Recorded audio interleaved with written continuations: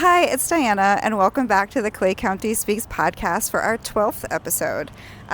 So we heard your feedback, and the In the Field podcast seemed to be a hit. So here we are in the field at the Courtyard Marriott, and we are going to be recording the screening of The Librarians, and that is Check's Notes. It was premiering at the 2025 Sundance Film Festival and received 22 festival awards. The Librarians is a short film documentary about book banning nationwide, and Clay County makes its debut in the silver screen as one of the counties showcased in the film. Also, not sure if you noticed, check out the snazzy new shirts we have for In the Field. Yes, shout out Pat.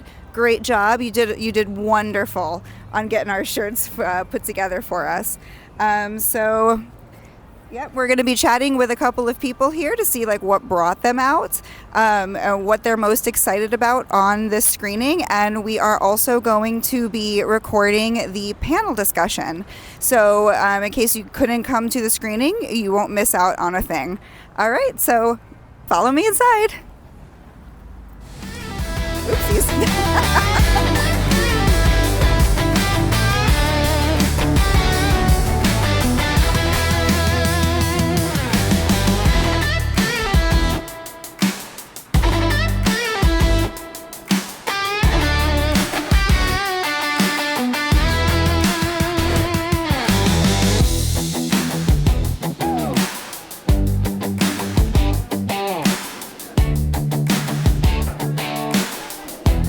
Okay, so we're going to go head into the expo right now, so come with me.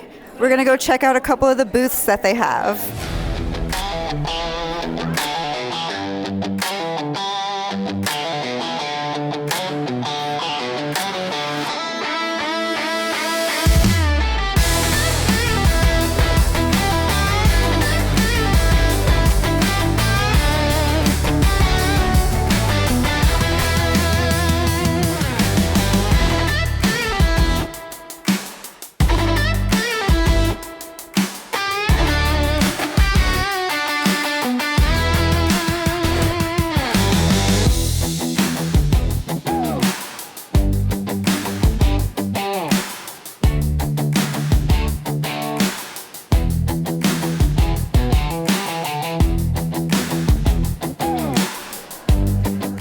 We got our first victim.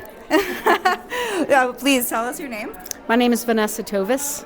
Vanessa? Mm-hmm. Oh, perfect. All right. So what are you here for today? What brought you in to see this? My wife's one of the organizers here, but I've also seen the movie in Gainesville, and super excited that we're getting this message out to a broader community. Okay, we have Echo here with us. So what brought you here today? Yeah, so I'm one of the organizers of this event. I've been dealing with the book challenges since, February 2 years ago, trying to deal with all those rapid-fire challenges that we've been having here in Clay County. And having this film here, doing the screening, gives a good chance for us to get the word out and people more aware of what's actually happening here in Clay County and nationwide. Thank you so much. All right, we have Tara here with us now, and what brought you here? What are you most excited for? Oh my gosh, I have been involved. I'm so sorry, I'm loud. You have, no, it's okay. No, you have, actually hold this up to your mouth a little bit closer. Hold it closer? Yeah. Oh, I gotcha. I have been against this book banning from the very start, and that has really been my cause. Mm-hmm. And to find that we have so many like-minded people, it's just been such makes my heart glad, and this has been a really great experience putting this event together. Oh, that's beautiful. I've been able to work with the ladies, and we've done a lot of this just by Zoom, but it's amazing how we can organize and get people excited about something. Right, and bring the community together. Yes, absolutely. We have Brandon here now with us. What are you most excited for tonight? I think I'm just excited about the fact that there is more attention being drawn to this in Clay County. I think any opportunity that we have to, kind of show what's been happening maybe behind closed doors in Clay County as far as book access goes is really positive. Beautiful. Thank you. Yeah, and it is a very important subject because no books should be banned. Right. Personally. Right. Yeah. I mean, the book banners are never on the right side of things, right? And it doesn't, we know historically when you ban a book, it actually helps it get disseminated. It's literally just a roadblock to your own, it's like a self-fulfilling prophecy, right? Yeah. We're so grateful you chose to spend your Sunday afternoon with us. This is more than just a film screening. It's a moment to stand up, not only for the freedom to read, to do, but to fight. The civil rights of our neighbors, friends, and colleagues are under attack, just for who they are. The culture war in our schools was just the beginning. What I want you to take away from today is it's never too late to take action. Now, I know many of you have been in the fight for years, and so I hope that you're energized by the presence of others in this room and that this fuels you. And we thank you and honor you for the work you've been doing.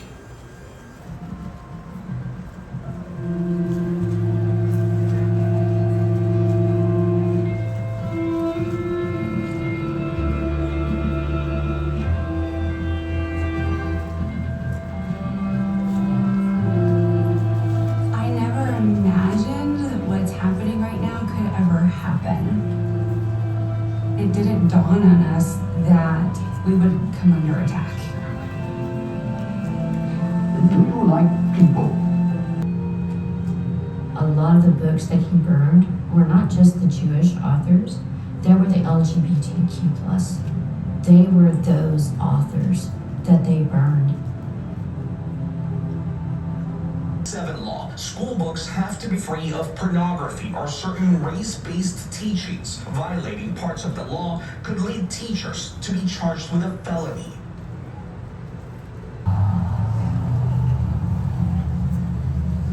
This year, at least 102 books have been banned in Clay County, Florida. They were removed from school libraries thanks in large part to this single conservative activist. Clay County is one of the last good old boy frontiers in North Florida. If you ride through Clay County, most of the streets are named after slave owners. And so that symbolism and that ideology, it gives them opportunity to be deep-seated in government positions, superintendent, school board, city managers, all of that. Under comments, I did have a question from the audience. Yes, the reason I came back because I saw one of you all's media specialists in Clay County was removed. It's wrong. Don't do people like that when they have a different view. It's not.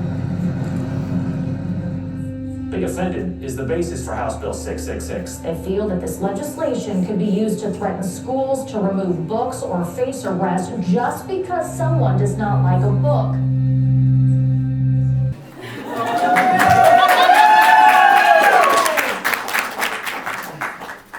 Thank you all for experiencing this film with us. I am Echo Nova, she, her. I am one of the organizers of this event with all of the amazing other organizers from across the organizations in Clay County.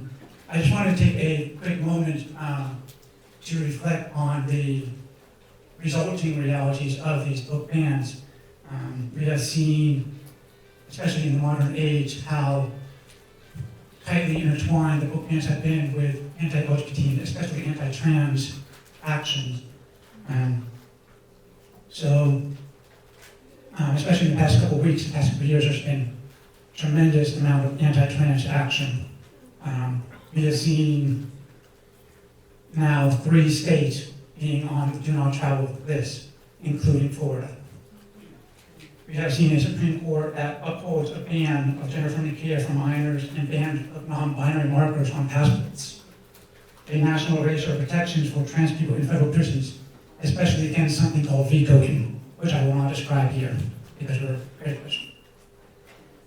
Bans on bathroom uses and eating said in bathroom bounty hunters. And the most previous one so far in Kansas, revoking driver's license so that if police officers choose to uphold that ban, we can't even drive to school or to work or to even go to the store to eat or vote. Vote bans are such a small action, but they're very often one of the first actions that authoritarians take to exert control into other people that are undesirable in their eyes. And it was no mistake that the very first book burnings of Nazi Germany was outside the Institute for Sexual Science, the very first institute studying trans people and just understanding what they need. And we have seen that it also allows, much broader stuff.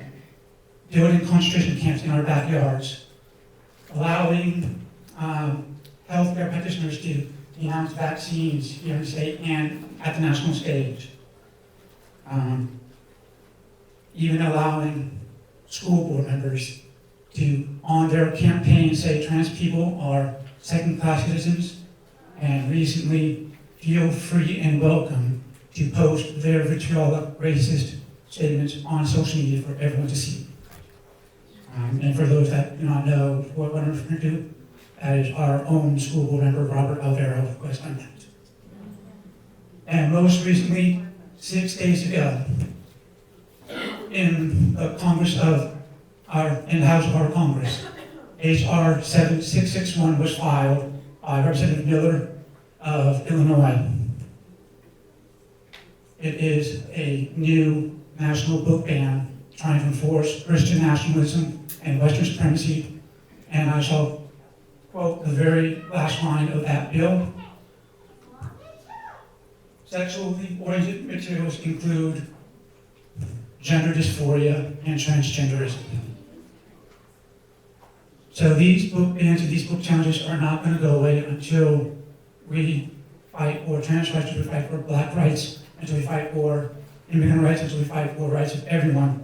And the purpose of this panel tonight is for you all to see how we can take action, what we can do to fight back, because until we fight back for everyone, everyone loses. So on this panel, we have a very distinguished slate of guests here. Going down the line, we have our illustrious Reverend Jeffrey Dove, who is a local pastor and featured in this film.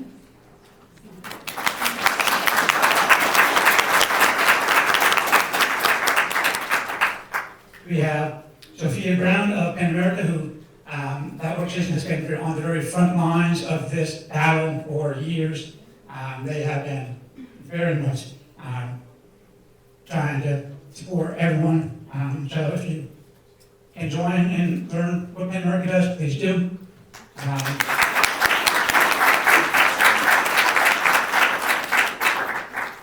I shall skip over the next question for a reason. The fourth person is Shelley Hughes, a local trauma therapist who is able to help people learn how to stay grounded. We have seen the mental issues resulting from these book bans.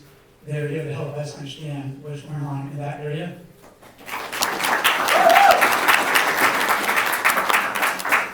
Our fifth person is Dan Richardson with the NAACP Youth Group. Woo!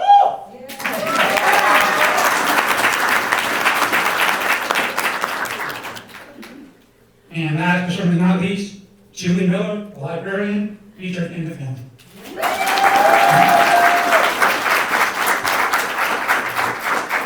And moderating this panel is none other but the great Philip Miner.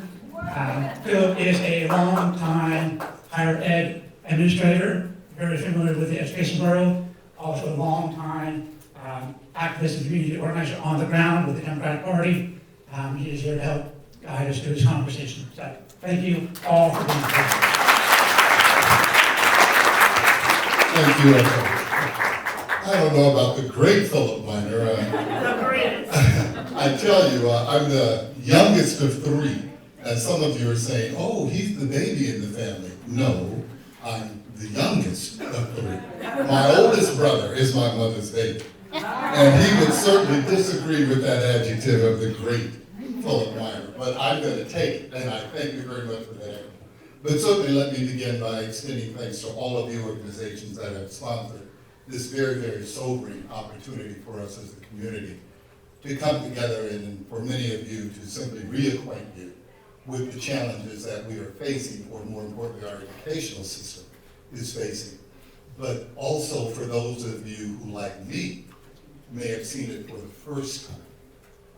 I think I would have been better if I had seen it before tonight, because my responsibility as moderator, I appreciate, and I think I'll do a reasonably good job, but it has moved me tremendously, very much. And so if I'm not my usual strong presenter for people like Robin and Mark from down in the Lakes area, it's because I am moved by this. I hope all of us are moved by this, because it is something that is confronting us that we must take action on.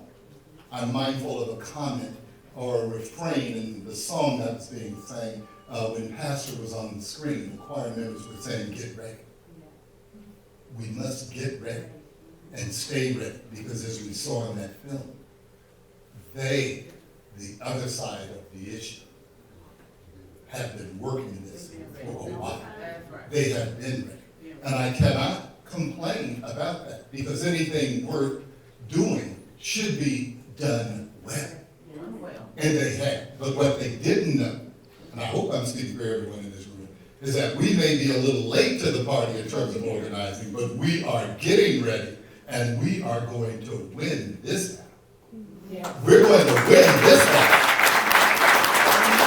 If for no other reason, it's so that the young people here will not have to stand as we are now and know that their children are getting less than they deserve, less than what ought be, misled and miseducated and all of those other things that really should not be present, not in this republic that we live in.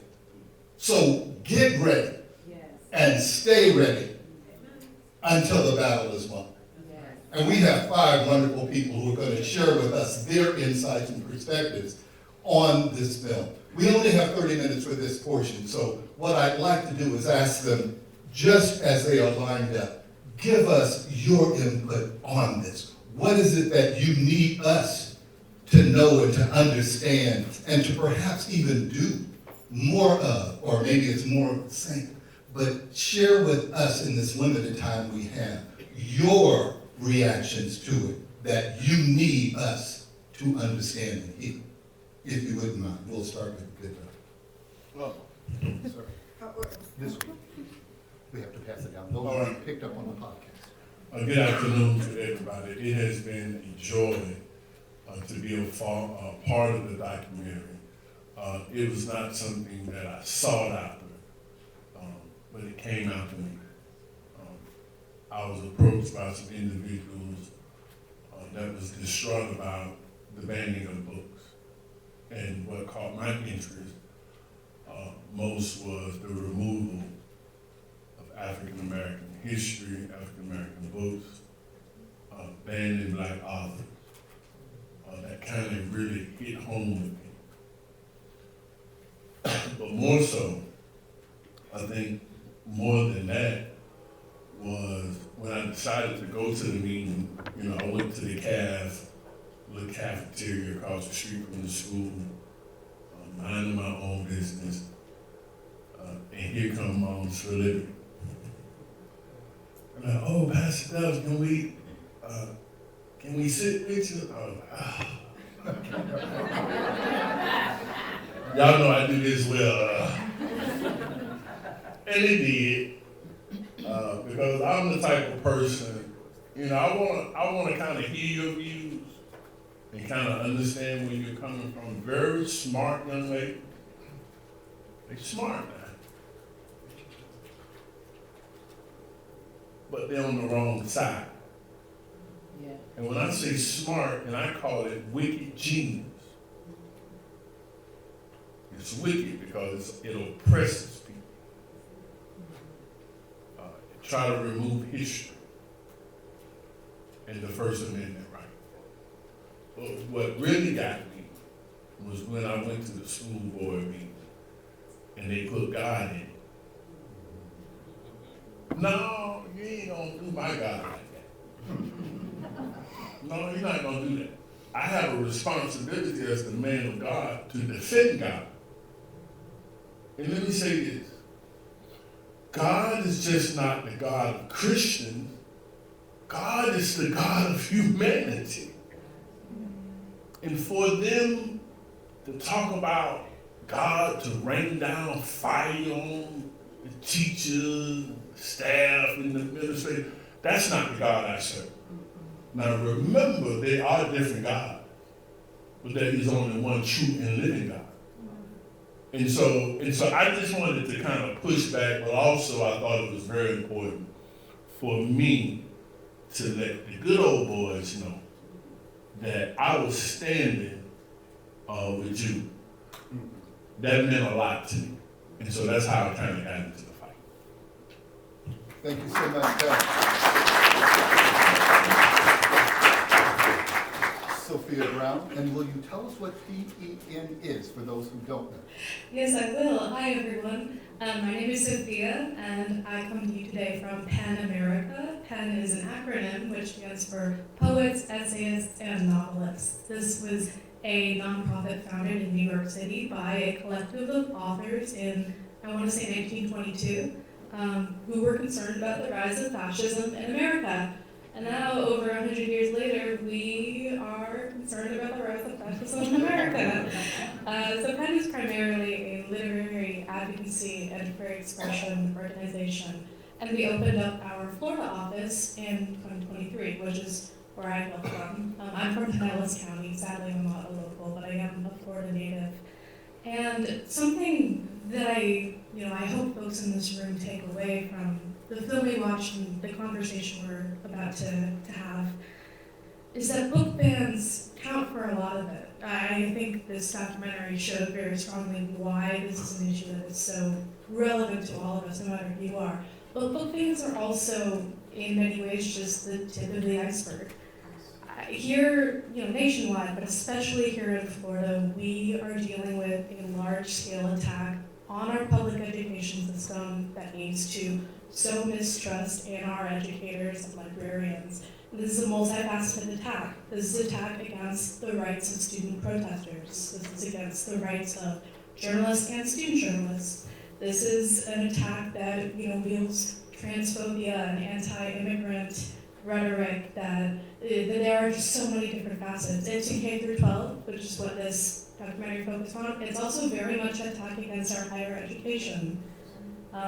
So that is just something I would sort of impart, that there's so much more beneath the surface. And again, I think they began to cover it with sort of the investigation into Moms for Liberty. That is one primary actor in this. But we may not be able to get into it too much today, but maybe find me afterwards. There is so much more at stake here, and so many more opportunities we all have to push back. And we will have a Q&A after the 30 minutes that we spend in conversation. But if I may, do you feel threatened as an artist? Oh, you guys. So I'll try to keep it brief. I am a Florida native. I'm a product of the Florida public education system. And I'm also a graduate of the New College of Florida. Does that name ring any bells? Okay. Yes. I don't always know if I'm going to have to, lay out my tragic backstory. I will very briefly. But in 2023, the year I graduated, my college, my public liberal arts college, was subject to a takeover by Governor Ron DeSantis with the goal of transforming it into a conservative Christian institution. This is an attack that has continued onward, to the present day. And it was also an institution that was subject to book bans. There are some really horrific photos of dumpsters full of books that have been trashed from the school's library and from individual faculty members' offices. So again, this is kind of what I'm getting at it. Books are part of it. There's so much more going on here. This is an issue of, our tackling Christian nationalism and the threats that poses to us. Yes. Julie Miller, you are a librarian. share Yes. with us what you think we may not have heard in that. You've been one of those frontline individuals, it seems forever. Even before tax, you were still working hard for educational advancement and understanding and broadening of thinking, all of that. But now, what is it that we may have missed or that you think we must know and hear and think about in the wake of this bill? So, for me, I think that one of the things that we're hearing is that we're separated by algorithms. You may have heard of this, where essentially online we're in echo chambers. And so a lot of time, the information that I'm reading when I check Instagram or Facebook or whatever is going to be vastly different from what my parents see when they go onto their Facebook. And I'm not saying that every bit of information I come across is correct, but I do know that there's a lot of misinformation and disinformation out there. The difference between the two, mis is when you are providing information that is incorrect. Disinformation is when you are doing that on purpose in order to stir things up or lead people astray. So there's a lot of both involved on this issue. For example, the governor saying that book bans are a hoax. There are no book bans in Florida. You recall that a couple of years ago.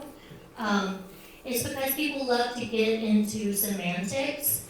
And the term book ban is not exactly the same to everyone. Check out PEN America's website. They really go into the difference between book challenges and book bans and restrictions and removals.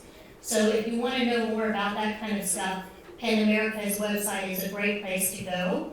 Also, not here tonight, but they've been part of the conversation, is the Florida Freedom to Read Project. This organization, started by two moms in Central Florida, has done so much for educators, students, and librarians across this state over the last few years. They've been my lifeline when I was going through all of this before I was even dismissed from the school system. I was talking with Stefana and getting her up to date. And one of the big things they do is Freedom of Information Act requests so that they can try to keep people accountable and make everything transparent. That's how we have access to the forums where Bruce Friedman is calling, saying, talk to Julie Miller and all of that, is because of their request. So if you got a little extra money, I know we have lots of organizations here tonight, but throw a few dollars their way or go check out their website because they've got a lot of wonderful resources if you're wanting to get involved. And speaking here, this is the first show that we've had in Clay County, the first public event in Clay. And thank you to Aaron and to Vicki and all of the people who made this happen. This is a really important thing. I know that right now it's kind of hopeless, and it definitely feels that way, especially places like here, when we see the school board and the Moms for Liberty just rampant running everything. But I want to tell you that in the city of Granbury, where a lot of this was held in Texas, they showed the librarians in their town just before they had a recent election in November, and all of the Moms for Liberty candidates lost their seats. So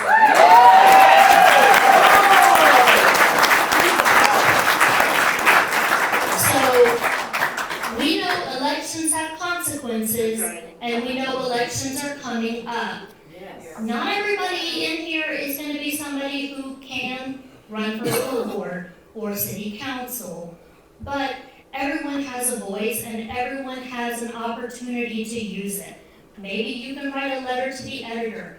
Maybe you can write emails. Maybe you just have a little bit of money and you want to donate it to PEN America. whatever it may be, there are ways for you to get involved. And like I said, it can feel hopeless, but I think we're seeing across the country that there are a lot of injustices happening, and it can feel really heavy.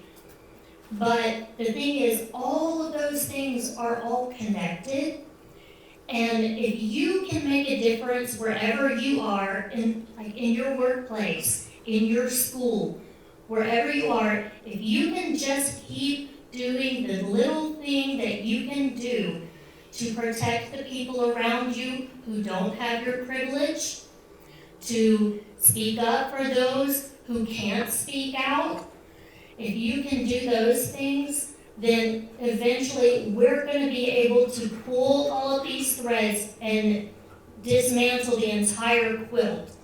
So just keep going and don't be afraid to speak out if you can. Absolutely. Thank you, Julia. Thank you. Once again, it is absolutely important to understand that we are not without hope. Remember that this movement that we are so passionately working against now started with 2 women out of 350 million people in this country. 2 women. That's 10 fewer than the disciples, okay? And they tell me they saved the world. But it started 2 women, and look where they are now. I happen to believe that we can do the same to push back against the wrongs that they are wrought across our country. So we are not without hope, and we are now with a plan and a focus, and school boards should be principal among where we're mindful of how we spend our political capital, which is our vote.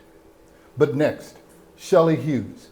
It's sad to think that traumatic experiences are a casualty with our young folk in our school systems because of what we adults are doing. But Shelley, talk with us about that toll that is being taken given this battle we're in. Absolutely. I think that as a trauma therapist, I can tell you the absolute critical importance that books have played in saving lives, of making people feel like they're not alone. When you are going through something, and believe it or not, we are all going through something, we need to feel like we're not alone. And coming to something like this can inspire and connect us so that we are not feeling alone. This is what these kids are trying to do. They're trying to find somebody like them so they're not alone. So this mental health crisis that not just only our students are in, who are losing access to books by one guy in Clay County. I don't know why one guy in Clay County should decide who can and cannot have access to books, but I digress.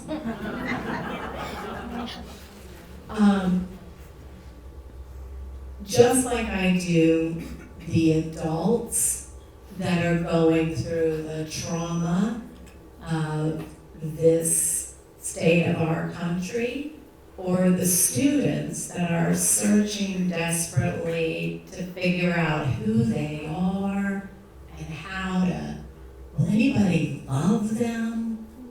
Isn't that our job? I refuse to call it American Christianity. It's not. It's Americanism. We need to take Christianity out of it. It is not Christianity.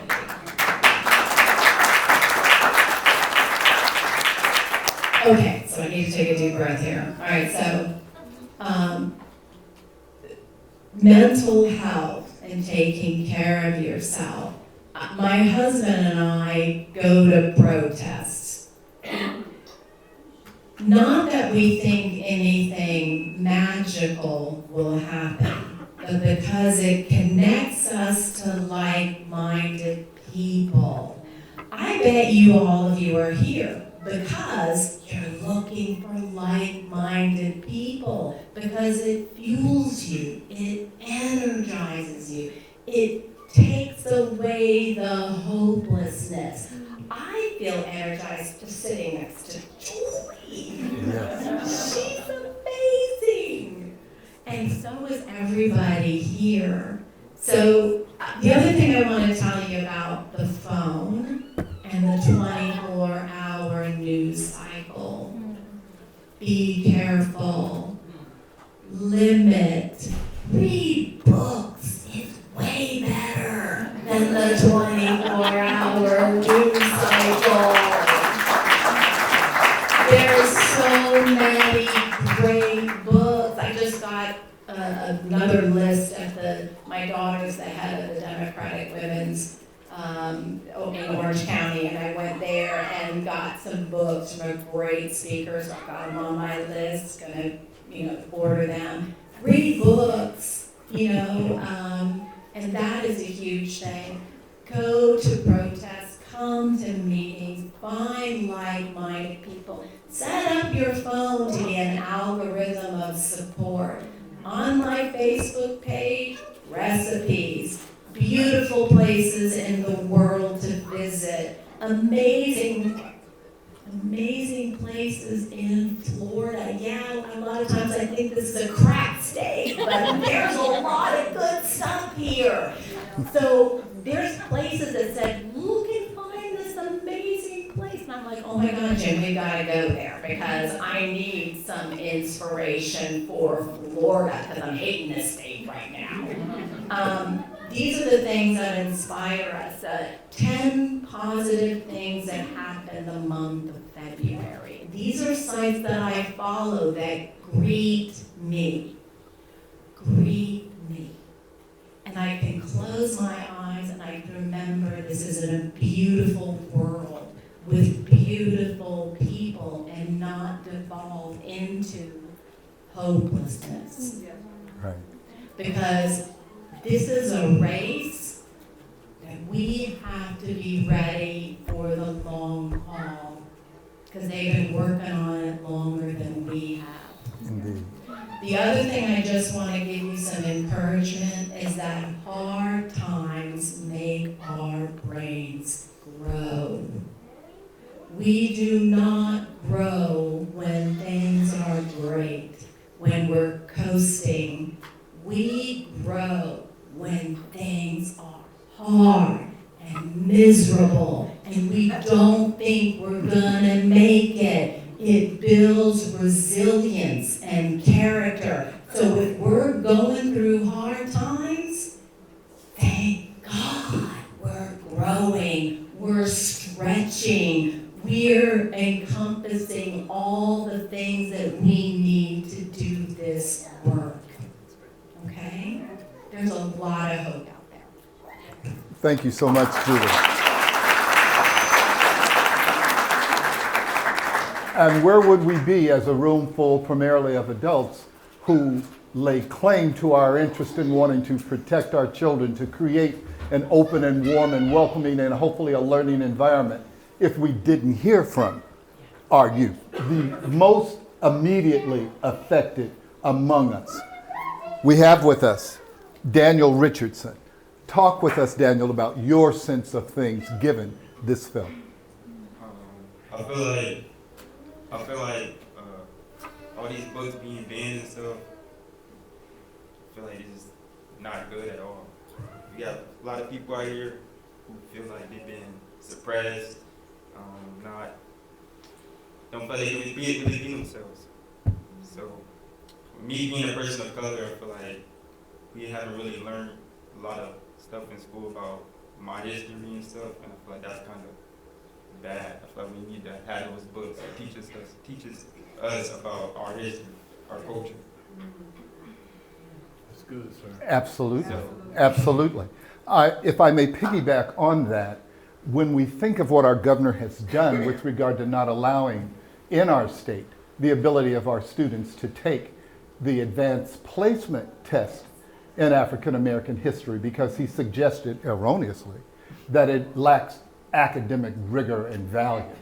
How dare him, and particularly when he wants to connect his perspective with the idea of not wanting any young person in our K-12 and really K-16 system to feel embarrassed or hurt or otherwise marginalized.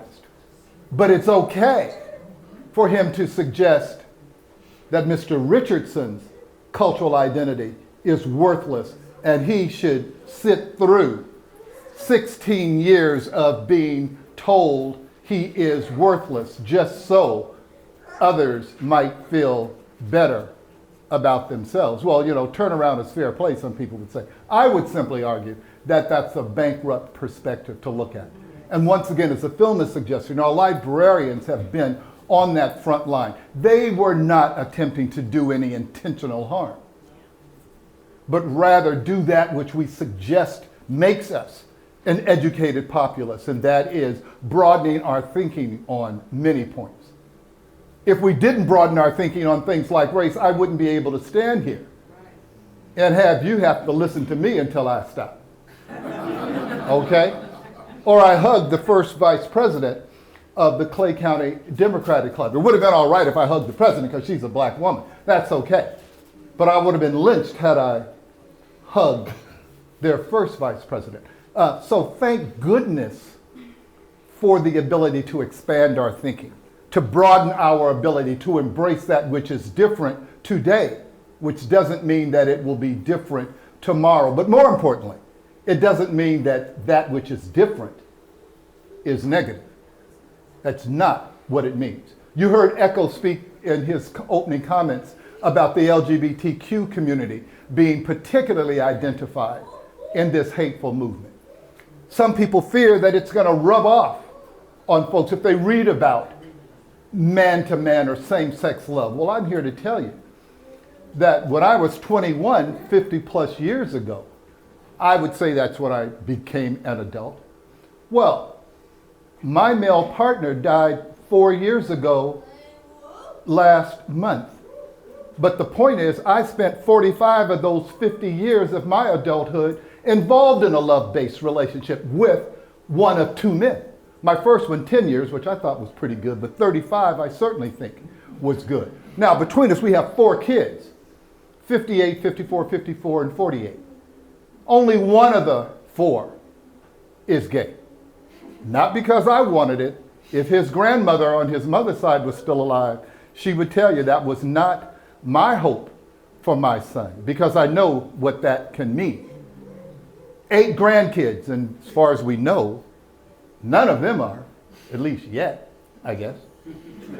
But out of the 8, 6 are college graduates. The 7th is a senior in college, and the youngest, my granddaughter, she's only 14. But they don't seem to have picked up the gay gene along the way.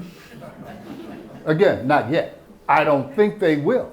So that notion of proximity somehow rubbing off in all areas is just false. I hope they got their bright, talented minds from me and my spouse, but they certainly didn't pick up a so-called lifestyle choice. I think that it was just who I have always been. But, you know, we can debate that if you'd like. But the point is that we cannot let this stand. So let me go back to Pastor. When you have these conversations, should you have them, with your fellow men and women of the cloth, what do you say to them from that Christian perspective with regard to what you see going on with these book bans? Well, I think from my perspective and my colleagues is that we have to speak truth to power, and not be afraid of the Nebuchadnezzar of the world. I think that one of the things that struck me when she said, hard times makes your brain grow. Yes. I'm going to preach that. I don't know how I'm going to do it, but I'm going to preach it. You'll work it out. You'll work it out. Well, that means, because there's a lot of LGBTQ conversation, and I ain't got no problem with it, because I believe, again, that God loves everybody. But black folks' brain got to be real big.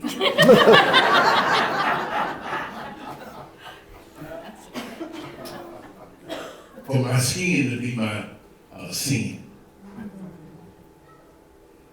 400 years of slavery, the dehumanization of people. There's nothing that compares to that. I have respect for everybody, love for you, sir, and what your sexuality, but that you can't compare it. There's nothing to be compared to that.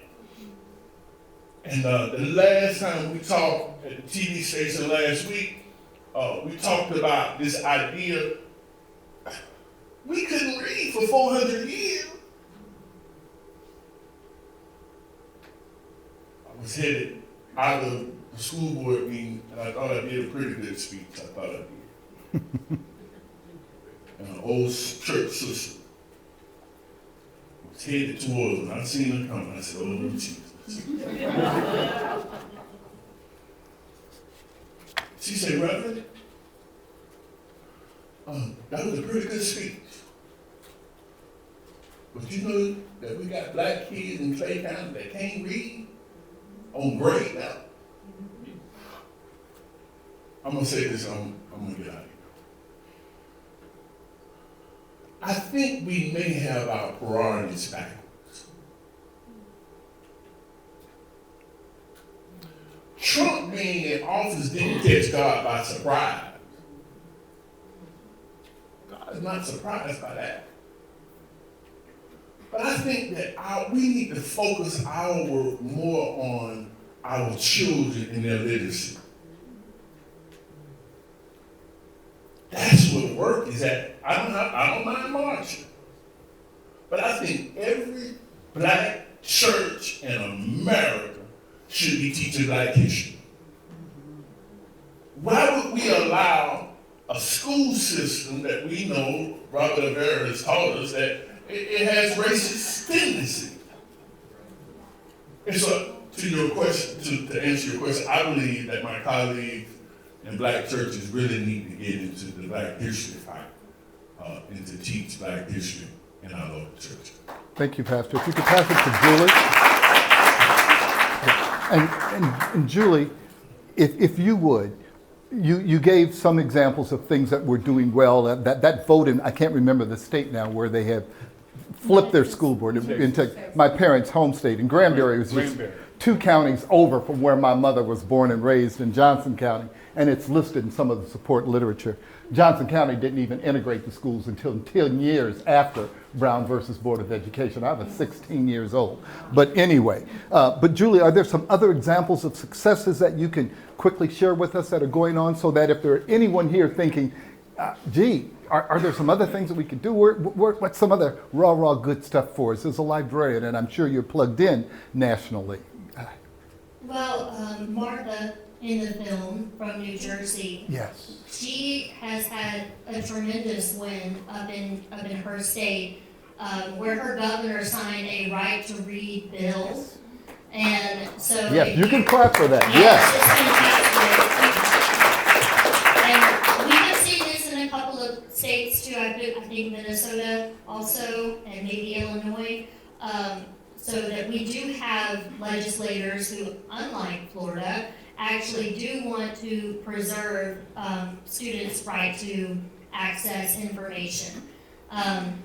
So that certainly is one of the fantastic things that we're seeing. I think that overall, and I'm just going to speak in generalities here, Moms for Liberty is starting to see a decline nationally. We are starting to see leaders in our state and other parts of the United States, leaders in those chapters resign. It's happening a lot.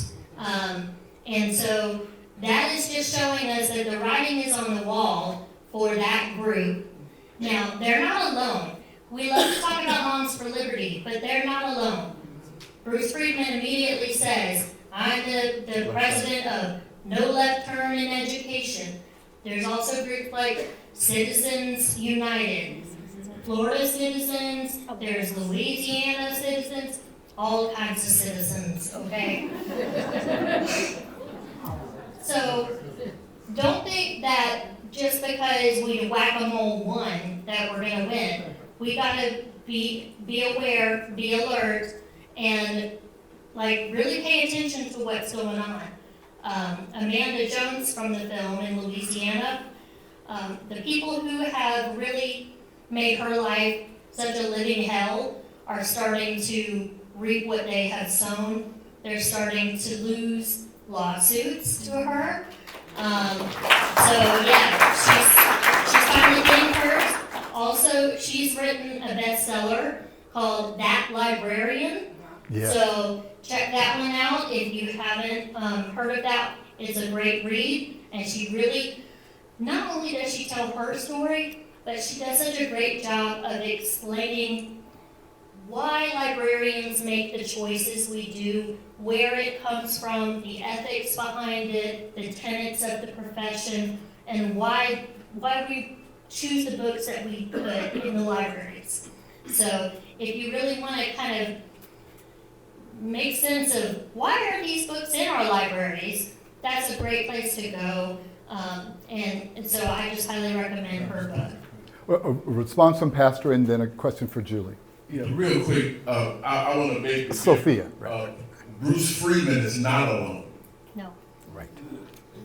I said again, Bruce Friedman is not alone. He said in the film that he's with who? Moms for Liberty. Yep. So that means he does not stand alone. And to that, we went through this thing with Alvaro, with the comments. And so I went to follow the money. Because I'm crazy like that. Man, you follow that money, and I'm not going to call in the names now. I will in the future at the school board meeting. But a lot of them that was up there paid into his campaign. Indeed. And understand that this is an issue that crosses all party lines. That's right. So there's no wrong party to be affiliated with if you're wanting to see this end. I think it might be fair to say that there is one primary party that is the perpetrators of it, but there is no party that is unwelcome in the fight for book freedoms. So whether you're a Republican, Democrat, an independent, Green Party, whatever, and we have multiple parties in this state, understand that our commonness is our commitment to this thing called freedom of thought. So all are welcome in this struggle against the limitations that we're experiencing because of these book bans. But I would ask, you're in a group that represents so many different professional, writers and artists and all. I'm imagining that there is across the board representation from multiple parties. So is my comment right that it's an issue that crosses these lines as you've experienced it in your organization? I would say that's fair. I will add, I'm primarily focused on Florida issues, but Pen America works nationally and internationally. Right. Absolutely. With writers, artists, especially those that are incarcerated for their art. Yes. Yeah. And all affected. So all are welcome in this struggle. All right. But last comments from you.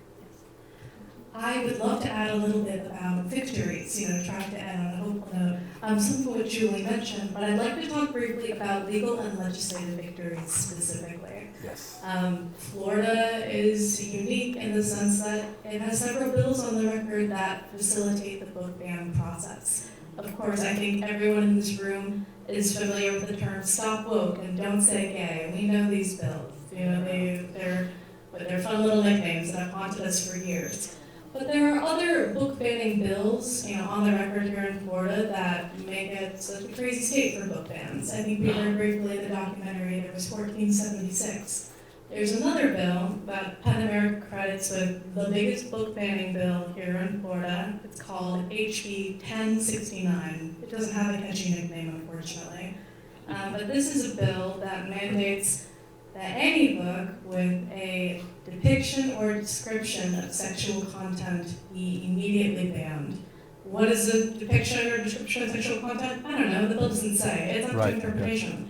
But this was a bill that was passed in 2023 and has been held on our public school system since.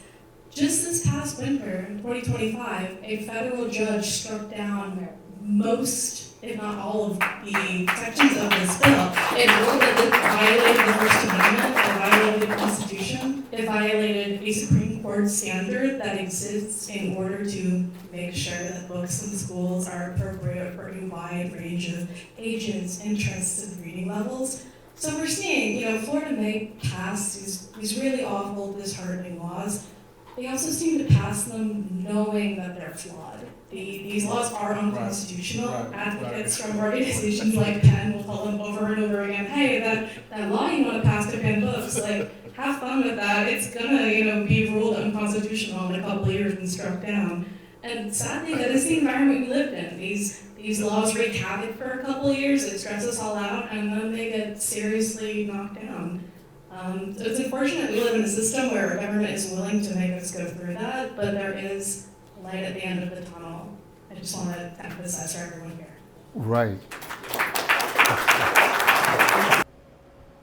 All right, so we just finished watching the screening of The Librarians here. Let me tell you, it was a moving experience. And if you haven't seen The Librarians, the documentary, I think you should go watch it. You can find it on pbs.org, they said, and I believe you can also find it on YouTube for free. I really highly suggest you search this documentary out and watch it for yourself. It was about book banning, and Clay County is in it, along with some other areas as well, but it really brought to light the issues that we are having in this country. As always, if you haven't subscribed to our channel yet, be sure to do that. Clay County Speaks on YouTube. As always, make sure you like, comment, repost. I'm missing one. What is it? Like, comment, repost, share. Share, that's the word. It's getting a little late. I'm a little tired. But yes, anyways, until next time.